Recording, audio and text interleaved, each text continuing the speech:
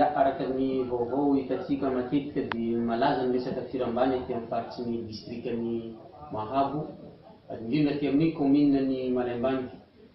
Nefa araka ny vaovao hitantsika reny dia efa nisy fiovana zany nanomboka tamin'ny voalohan'ny taona anakaty.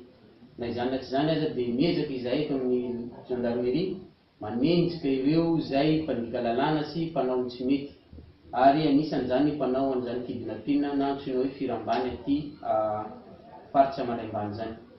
Vokatran'izany dia tamin'ny maraina tamin'ny 4 zay rehefa nahazo loroan'ny vaovao tamin'ireo mpiara-miasa sy namana akaiky dia mbola sahy mijoro, dia nifanenjika ary nanenjika ny olona anankiray atao hoe tsy manavaky Hava Zafiason izay monina ao Akiposa Fokontany Matsindro Est ato amin'ny commune rurale Malembany.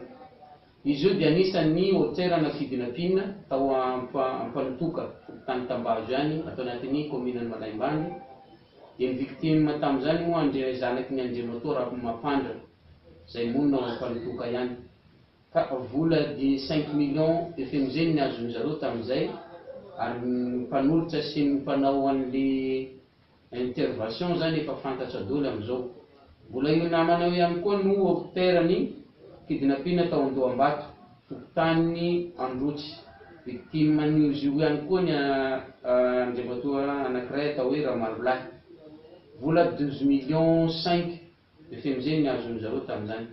Nandritra ny fahatratsarana anazy moa tamin'ny 4 maraina zay dia fantatra ireo mpiara-miasa mpanao an'izany asa ratsy zany miaraka aminy.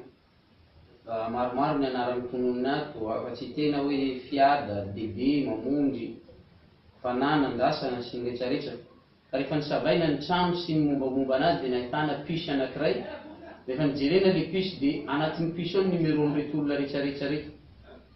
Anatin'ny piso ao ihany koa no nahitana an'le message hoe miala malaky ianareo, mitongava malaky fa efa ato le olona hitondra anazy. Zany rehetrarehetra zany zany dia nanamarika fa ty olona ty dia anisan'ny mpandray anjara ary mpanao an'le resaka kidnapping na firambany aty amin'ny faritsy Malembany.